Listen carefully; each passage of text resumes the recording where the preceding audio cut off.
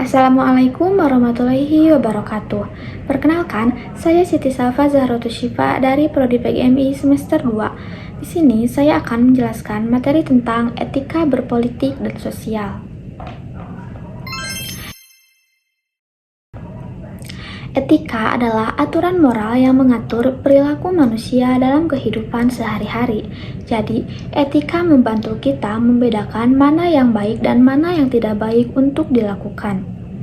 Kemudian, etika berpolitik adalah tata cara berpolitik yang sesuai dengan nilai norma atau nilai moral seperti kejujuran, amanah, dan keadilan. Jadi, dalam berpolitik tidak boleh hanya mementingkan kekuasaan, tetapi juga harus memperhatikan nilai-nilai kebaikan. Sedangkan etika sosial adalah perilaku manusia dalam kehidupan masyarakat agar terciptanya hubungan yang harmonis, saling menghormati, dan tolong-menolong. Selanjutnya ada prinsip politik dalam Islam. Nah, dalam slide ini menjelaskan 4 prinsip utama etika berpolitik dalam Islam. Yang pertama adalah kejujuran atau sidik. Artinya, dalam berpolitik kita tidak boleh menyebarkan fitnah, hoax, atau memberikan janji palsu. Yang kedua adalah amanah, yaitu jabatan harus dipandang sebagai tanggung jawab, bukan alat untuk mencari keuntungan pribadi. Yang ketiga adalah keadilan atau adil, artinya tidak memihak secara zolim dan memperlakukan semua secara adil. Dan yang keempat adalah musyawarah atau syuro, yaitu mengutamakan diskusi dan kepentingan bersama dalam mengambil keputusan. Nah, selanjutnya ada dalil tentang amanah yang tercantum dalam Quran Surat An-Nisa ayat 58 yang berbunyi A'udzubillahi minasyaitonirrajim Bismillahirrahmanirrahim Innallaha ya'murukum an tu'andul amanati ila ahliha wa idza hakamtum bainan nas an tahkumu bil adl, yang artinya sesungguhnya Allah menyuruh kamu menyampaikan amanat kepada yang berhak menerimanya, dan apabila kamu menetapkan hukum di antara manusia supaya kamu menetapkan dengan adil.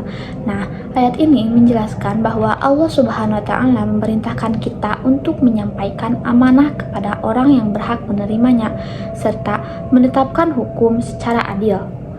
Dan dari ayat ini juga kita belajar bahwa seseorang yang memiliki jabatan harus bisa dipercaya, bertanggung jawab, dan menjalankan tugasnya dengan adil.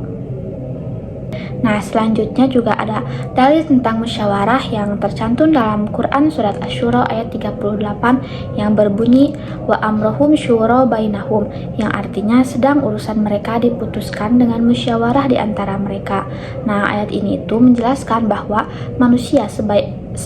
urusan manusia sebaiknya diputuskan melalui musyawarah.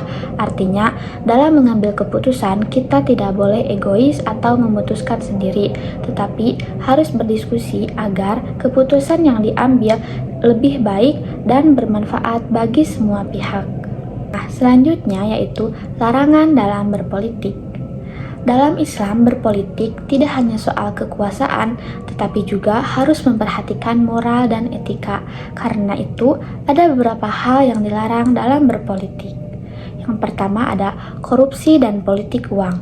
Korupsi adalah mengambil atau menggunakan harta yang bukan haknya untuk kepentingan pribadi, sedangkan politik uang adalah memberi uang atau hadiah untuk mempengaruhi pilihan seseorang dalam berpolitik. Kedua hal ini sangat dilarang karena merugikan masyarakat, merusak keadilan, dan membuat proses politik menjadi tidak jujur. Nah, dalilnya juga ada dalam Quran Surat Al-Baqarah ayat 188 yang melarang memakan harta orang lain dengan cara batil. Yang kedua yaitu adu domba. Dari Huzaifah ibnu al-Yaman, Rasulullah Shallallahu Alaihi Wasallam bersabda, la yadkhulu jannata namam, yang artinya tidak akan masuk surga orang yang mengadu domba. Karena adu domba adalah menyebarkan perkataan atau informasi dari satu pihak ke pihak lain dengan tujuan menciptakan permusuhan atau konflik. Nah, perilaku ini bisa memecah belah persatuan masyarakat. Karena itulah Rasulullah Shallallahu Alaihi Wasallam melarang keras perbuatan adu domba karena dapat merusak hubungan antar sesama. Yang ketiga yaitu fitnah. Fitnah adalah menyebarkan berita bohong atau tuduhan tanpa bukti yang benar. Dalam politik, fitnah sering digunakan untuk menjatuhkan lawan atau merusak nama baik seseorang. Islam melarang fitnah karena bisa menimbulkan kesalahpahaman, konflik, dan ketidakpercayaan di masyarakat. Nah, selanjutnya yaitu penyalahgunaan jabatan. Penyalahgunaan jabatan adalah menggunakan kekuasaan atau posisi untuk keuntungan pribadi, keluarga, maupun kelompok tertentu. Contohnya seperti memakai fasilitas negara untuk kepentingan pribadi atau mengambil keuntungan di luar haknya. Hal ini tuh termasuk bentuk pengkhianatan terhadap amanah yang telah diberikan. Jadi, larangan-larangan tersebut itu menunjukkan bahwa politik dalam Islam harus dijalankan dengan jujur, adil, dan bertanggung jawab, bukan untuk kepentingan pribadi atau merugikan orang lain. Nah, selanjutnya yaitu etika sosial. Selain etika dalam berpolitik, Islam juga mengatur bagaimana manusia berinteraksi dalam kehidupan sosial. Etika sosial ini bertujuan untuk menciptakan hubungan yang harmonis, damai, dan saling menghargai antar sesama. Yang pertama dari etika sosial yaitu saling menghormati.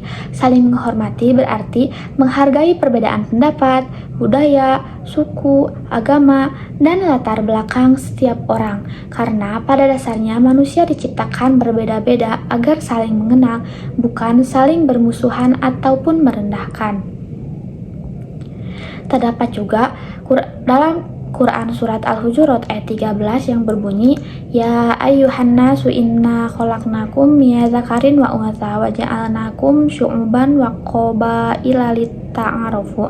Yang artinya manusia itu diciptakan berbeda-beda agar saling mengenal. Nah, yang kedua yaitu menjaga ucapan. Dalam kehidupan sosial, kita harus menjaga ucapan dengan berbicara sopan, jujur, dan tidak menghina orang lain. Kita juga tidak boleh memfitnah atau berkata kasar. Sesuai hadis Rasulullah SAW yaitu berkatalah yang baik atau diam. Yang ketiga yaitu tolong menolong dalam kebaikan. Islam mengajarkan umatnya untuk saling membantu dalam hal-hal baik tanpa mengharapkan imbalan. Contohnya seperti membantu teman yang kesulitan belajar, membantu tetangga, atau ikut kegiatan sosial. Nah, selanjutnya yaitu menjaga persaudaraan. Menjaga persaudaraan berarti tidak bermusuhan, iri hati, ataupun memutus silaturahmi sebagai sesama muslim maupun sesama manusia, karena kita harus menjaga hubungan dengan baik dan mempererat kebersamaan. Dalam Quran Surat Al-Hujurat ayat 10 yang berbunyi, Innama mu'minuna ikhwat, yang artinya sesungguhnya orang-orang muslim itu bersaudara. Nah, selanjutnya yaitu berlaku adil. Berlaku adil artinya memperlakukan semua orang secara sama tanpa membeda-bedakan status, suku, atau kondisi ekonomi. Keadilan penting agar tidak ada pihak yang merasa dirugikan atau diperlakukan tidak setara.